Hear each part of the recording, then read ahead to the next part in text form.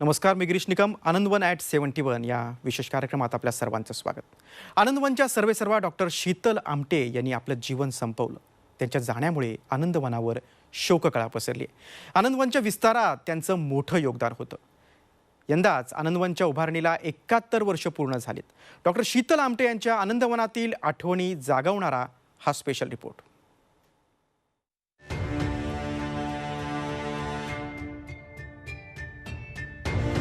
स्वतंत्र भारताची पहाट म्हणजे शिक्षण, अज्ञान आणि आरोग्याच्या दृष्टीनं अत्यंत आव्हानात्मक काळ.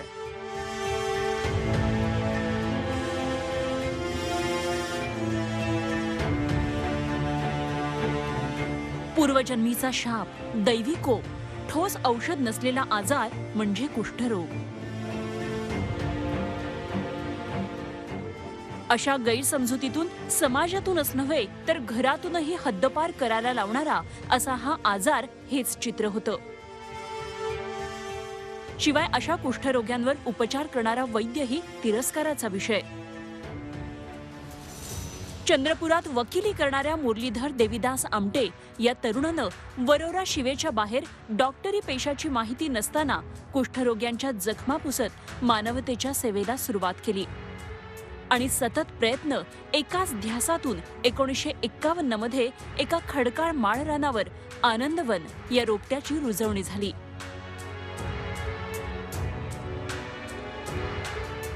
तेव्हापासून सुरू झाला मानवतेच्या सेवेचा अविरत यज्ञ. 19 ऑगस्ट 1949 साली महारोगी सेवा समिती नावाची संस्था रजिस्टर करण्यात आली. त्यात वरोडा आणि आजूबाजूच्या क्षेत्रातले विविध मान्यवर लोक होते आणि प्रत्यक्षात जमीन मिळायला आणखी वेळ लागला. तर 1951 साली या ठिकाणी 50 आणि 51 साली मला आठवतं वरोड्याच्या बाहेर साधारण 4 किलोमीटरवर आनंदवन नावाची वसाहत सुरू करण्यात आली.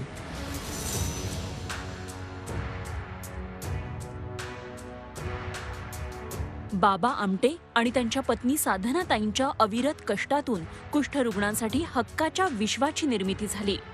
ज्येष्ठ साहित्यिक पु ल देशपांडेंच्या भाषेत हे एकलव्य विद्यापीठच. कुष्ठरोग्यांच्या अंगीभूत गुणांच्या ऊर्जेतून बहरलेल्या आनंदवनात मग निरोगी माणसांसाठी मानवतेचं शिक्षण सुरू झालं. आनंदवनात 28 प्रकल्प लीलया हाताळत गेल्या 71 वर्षात सुमारे 11 लाख कुष्ठरोग्यांशी आनंदवन यानं त्या प्रकारे जोडलं गेलं. तर इथल्या कुष्ठरुग्णांच्या मदतीमुळे आजवर 27 लाख दिव्यांगांना लाभ झालाय.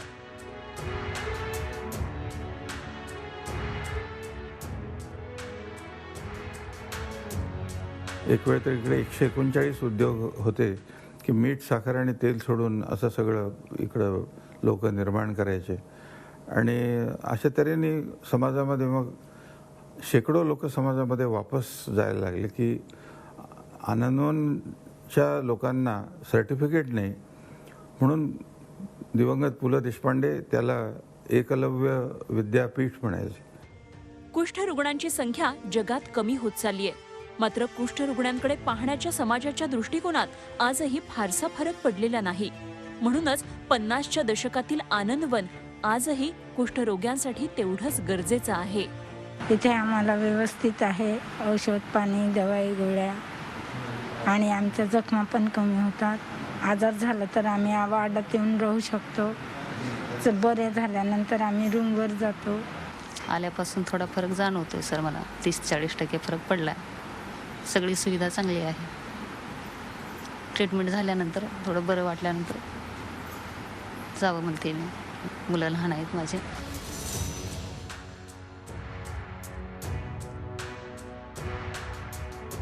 आनंदवनाच्या माध्यमातून बाबा, साधनाताई आणि पुढे आमटे परिवारानं कुष्ठरोग्यांना सन्मान मिळवून दिला.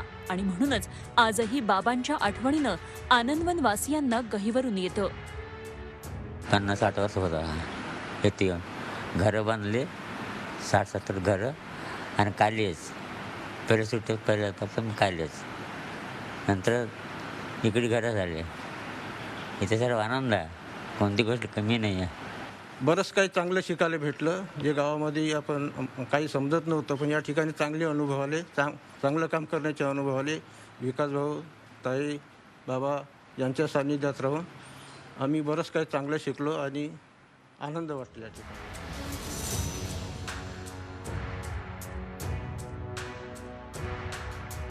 कुष्ठमुक्त होत इतरांसाठी आपलं आयुष्य खर्ची घालण्याचा संकल्प ही आनंदवनच्या संस्काराची शिदोरी आहे. श्रम ही श्रीराम हे असा नारा देत बाबा साधनाताईंनी कुष्ठरोग्यांचं पुनर्वसन केलं. हजारो कुष्ठरुग्णांना आनंदवनात हक्काची सावली दिली आणि त्याचवेळी मानवी मूल्य अखिल विश्वाला दाखवलं. केवळ कुष्ठरुग्ण नव्हे तर अंध, अपंग, निराधार अशा दिव्यांगांसाठी आनंदवनातल्या सेवेचा हा वटवृक्ष विस्तारला आहे. कुष्ठरोगांवर उपचार, शिक्षण, प्रशिक्षण, पुनर्वसन यासाठी उभारलेला आनंदवन प्रकल्प आणि त्याचा सामाजिक पाया दिवसागणिक अधिक भक्कम होत गेला. आनंदवनात कुष्ठरोग मुक्त होताना समाजाला काहीतरी देऊ शकतो हे वैचारिक मूल्य जपलं गेलं. आनंदवनात विविध उद्योग उभारून स्वयंपूर्णतेकडे आता प्रवास सुरू झालाय.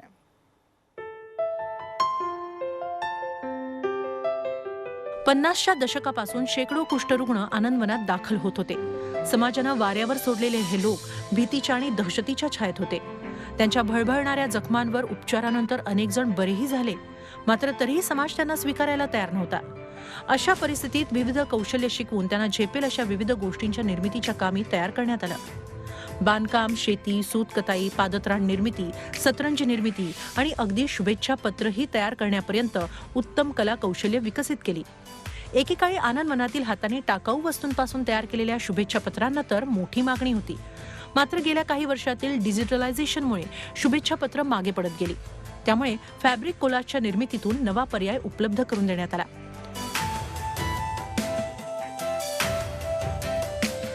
इथल्या टेलरिंग विभागात तर टाकाऊ कापडाच्या तुकड्यांपासून सुंदर फॅब्रिक कोलाज तयार केले जातात. या वस्तूंना बाजारपेठेत मोठी मागणी आहे. फॅब्रिक कोलाजचा आम्ही एवढ्या डिझाईन्स केल्या का आतापर्यंत माझ्याकडे 100 डिझाईन आहे आणि त्याला एवढी चांगली मागणी आहे. मुंबई, पुणे, नाशिक खूप इकडून तिकडून ऑर्डर येतात, बाहेरची पण ऑर्डर येतात. आमच्याकडे जवळजवळ माझ्याकडे 25 ते 30 लोक काम करतात. ते त्याच्यात फक्त मुली काम करतात. जेंट्सचे काय 2-4 सोडून सर्व मुली बाया मिळून काम करतात. आनंदवनातील टीन कॅन प्रकल्प म्हणजे महाराष्ट्रात नावाजलेला प्रकल्प ठरला होता. टीनपासून बनवलेल्या चाळण्या, कोठ्या, अलमाऱ्या यामुळे आनंदवनची ख्याती देशभर पसरली होती. तर आनंदवनातील हजारो कुष्ठरोग्यांना आजवर हाताला काम देणारं क्षेत्र म्हणजे हातमाग. यातही कुष्ठरोग्यांनी आपलं कसब दाखवलंय. आनंदवनात तयार केलेल्या हातमागावरील तयार कपड्यांना मोठी मागणी आहे. इथं तयार केलेले टॉवेल्स तर विशेष प्रसिद्ध आहेत. टॉवल की इतनी डिमांड है कि हम वो डिमांड पूरी नहीं कर सकते और भी नया कुछ सीखने को करने को मिलता है. इतना डिमांड है कि कोई लोग पूरा कर नहीं पाते डिमांड को और काम बढ़ते जाता है. हमें लोगों की ज़रूरत है सख्त यहाँ काम के लिए. आनंदवनातील कुष्ठरोग्यांना मुद्दाम शिकवलं गेलेलं आणखी एक कसब म्हणजे पॉवरलूम. या पॉवरलूमच्या माध्यमातून तयार कपड्यांची निर्मिती केली जाते. यासाठी मोरारजी समूहाची आनंदवनला मोठी मदत झाली. त्यामुळे या ठिकाणी बँडेज तसंच हॉस्पिटलसाठी लागणाऱ्या इतर कपड्यांचीही निर्मिती केली जाऊ लागली. विशेष म्हणजे कोरोनाच्या संकट काळात महत्त्वाचे असलेले फेस मास्कही इथं तयार केले जात आहेत. यासाठी विविध संस्थांकडून प्रशिक्षण देण्यात आलं. तर साड्या आणि कापड मिलमधील टाकाऊ कपड्यांपासून गोधड्याही इथं तयार केल्या जातात. जसं हे एकदम जे छोटे तुकडे होते ज्याच्यात आपण काही करू शकत नाही, त्याचे काही वेगवेगळ्या डिझाईन्समध्ये आम्ही क्विल्ट तयार करणं किंवा गोधडीचा प्रकार जो आहे तो तयार करणं चालू केलं. त्याचप्रमाणे हे जे मोठ्या साईजचे तुकडे होते त्याच्यामध्ये आम्ही काही शर्ट तयार केले. हे पण इंटरनल आपण इथे वाटायला लोकांना इथल्या वापरासाठी आणि विक्री केंद्रामध्ये पण आपण ठेवत असतो. आणि हे जे क्विल्ट बनवले आहे ते इंडस्ट्रियल वेस्टपासून सगळे जे कापड आपल्याकडे येतात त्याच्यापासून बनलेले आहेत. कुष्ठरुग्णांबरोबरच अनेक दिव्यांगांनाही आनंदवन आधार देत आहे. त्यामुळे बाबांनी निर्माण केलेलं जग निराधार आणि दिव्यांगांसाठी त्यांचा श्वास झालाय. कोणी शिकवलं तुला? बाबा आमची शिकवलं. विकल्या जाते का हे? हो, भरपूर मागणी आहे याला. डॉक्टर विकास आमटे यांच्या पुढाकारानं कुष्ठरोगी आणि दिव्यांगांच्या आत दडलेले कलागुण समाजापुढे यावेत यासाठी वाद्यवृंद तयार करण्यात आलाय. याचं नाव आहे स्वरानंदवन.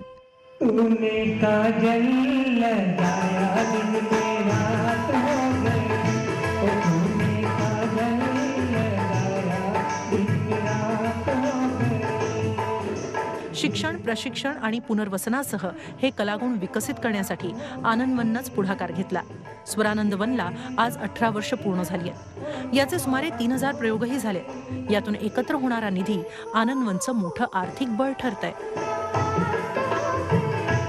फार मोठा असा उपक्रम आहे. हजारो लोक या ठिकाणी दररोज बघायला येतात. आता कोरोनाचा प्रॉब्लेम असतो म्हणून आम्ही कोरोनावरती गीतं तयार केलेली आहे. आमच्या इथं स्वतः लिहिली आहे, स्वतः संगीतबद्ध केली आहे, स्वतः या ठिकाणी हा ग्रुप गातो आहे. आम्ही लोकांना सांगतो का बा तुम्ही या आमच्या दुःखामध्ये सहभाग व्हा. आम्ही अंध, अपंग, मूकबधिर आम्ही कशालाही मानत नाही, कारण आम्ही काम करत आहोत या ठिकाणी. आनंदवनातील या कुशल हातांनी शाळा आणि महाविद्यालयही उभारले. त्यामुळे बालवाडीपासून 11वी पर्यंत हजारो विद्यार्थी आनंदवनात शिक्षण घेत आहेत. अत्यंत गरीब घरातील आणि खेड्यापाड्यातील मुलामुलींना इथं दर्जेदार शिक्षण मिळतंय. जेव्हा आनंदांनी एक पुढाकार घेतला आणि माध्यमिक शाळा सुरू केली, आनंद माध्यमिक शाळा, तेव्हा आम्ही स्पेशली अशा मुलामुलींवर फोकस केलं की जे आजूबाजूच्या खेड्यातले आहे, अत्यंत गरिबी झोपडपट्टीमध्ये राहणारे मुलं मुली आहे. आणि त्यांना आम्ही जाऊन सांगितलं की अशी चांगली शाळा आपण सुरू करतो जिथे खूप चांगलं सुरक्षित वातावरण मिळेल, त्याच्यासोबतच चांगल्या दर्जाचं शिक्षणही मिळेल. आणि हे सगळं करत असताना प्रयत्न असा राहील की त्यांना पण एक संधी मिळायला पाहिजे जेणेकरून पुढे जाऊन ते वेगळ्या स्तराचं त्यांचं करिअर निवडू शकतात. आणि या उद्देशाने आम्ही सुरू केलं. आनंदवन म्हणजे प्रयोगाचं वन. कुष्ठरोग्यांच्या सन्मानासाठी उभारलेलं हे जग त्यांना निर्मितीचा आनंद देत आहे. याशिवाय ते समाजासाठी भक्कम निर्मिती देखील करत आहेत. जुन्या सर्व उद्योगांना नेटानं सुरू ठेवत नव्या उद्योगांची मुहूर्तमेढ इथं रोवली जातीये. कुष्ठरोगी असोत वा अंध, दिव्यांग किंवा निराधार, या सर्वांसाठी आनंदवन आपुलकीचं स्थळ ठरलंय. एकाकी पडलेल्या ज्येष्ठ नागरिकांसाठी स्नेहसावली नामक वृद्धाश्रमही इथं सुरू करण्यात आलाय. तर परित्यक्ता आणि विधवा महिलांसाठीही आपुलकी नामक निवारागृह उभारण्यात आलंय. इथल्या महिलांनाही उत्तम कौशल्य शिकवली जात आहेत. कुष्ठरुग्णांच्या सेवा, उपचार, पुनर्वसनापासून सुरू झालेला आनंदवनचा प्रवास विविध क्षेत्रात विस्तारत गेला.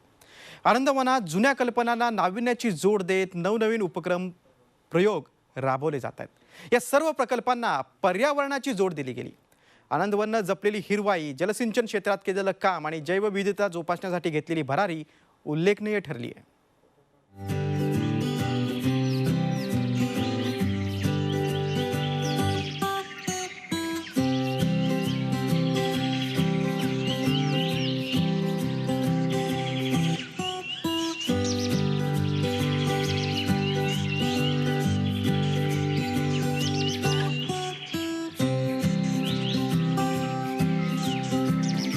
एकाहत्तर वर्षांच्या प्रवासात आनंदवनात अन्नधान्य उत्पादनापासून ते अनेक छोट्या मोठ्या गरजांबाबत स्वयंपूर्णता आली आहे. शिवाय प्रत्येक प्रकल्पात नाविन्याची कास धरल्यानं कार्यकर्त्यांमध्ये उत्साह आणि ऊर्जा वाढतच गेली. जगभरातून अनेक स्वयंसेवक आनंदवनाचा अभ्यास करण्यासाठी येत असतात.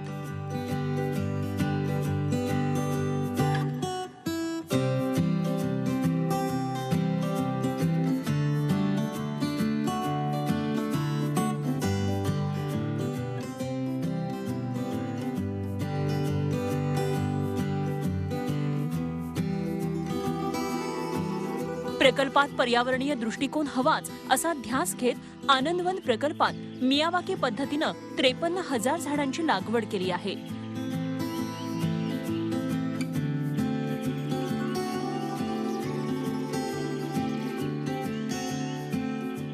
आगामी काळात ही निश्चितच ऑक्सिजन बँक ठरेल. तर महारोगी सेवा समितीच्या सोमनाथ इथल्या प्रकल्पात 550 एकर जागेवर 10 लाख देशी दुर्मिळ झाडांची जीन बँक तयार केली जाणार आहे. हा प्रयोग देशातील एक अनोखा प्रयोग ठरणार आहे. कुष्ठसेवा, आरोग्य सेवेचं मूलतत्व अबाधित ठेवत आधुनिकतेची कास धरली.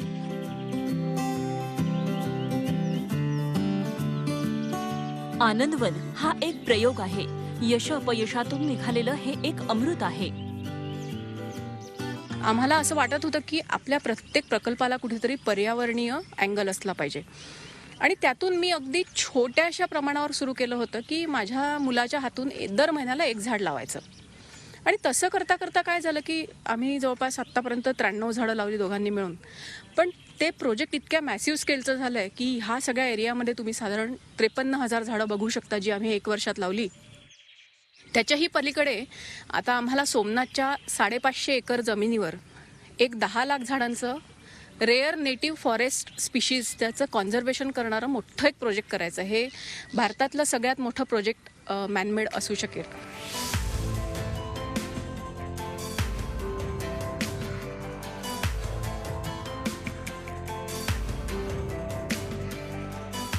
पुढील काळात आनंदवन 75कडे वाटचाल करत आहे.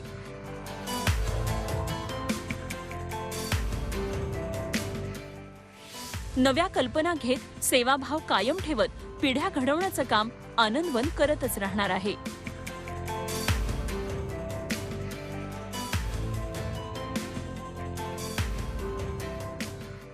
जगभर आपल्या कन्सेप्ट्स कशा नेता येईल हे करायचं आहे काम. जागतिक लेव्हलला आम्ही अनेक फोरम्सवर रिप्रेझेंट करतोच आहे. युनायटेड नेशन्सच्या एका ऑफिशियलनी तर इतकं सुंदर वाक्य म्हटलं होतं की आजच्या या जगामध्ये खरं म्हणजे रिफ्युजींचा प्रश्न खूप आहेत. जे तुमच्याकडे लोक आहेत हे सगळे डोमेस्टिक रिफ्युजी आहेत. लोकांनी टाकून दिलेली लोक तुमच्याकडे आली, पण तुम्ही जे घडवलं आहे आनंदवनात ते उदाहरण इंटरनॅशनल रिफ्युजीजसाठी पण लागू पडतं. तुम्ही आज लोक भिंती बांधतायत देशांमध्ये, तुम्ही ब्रिजेस बांधताय.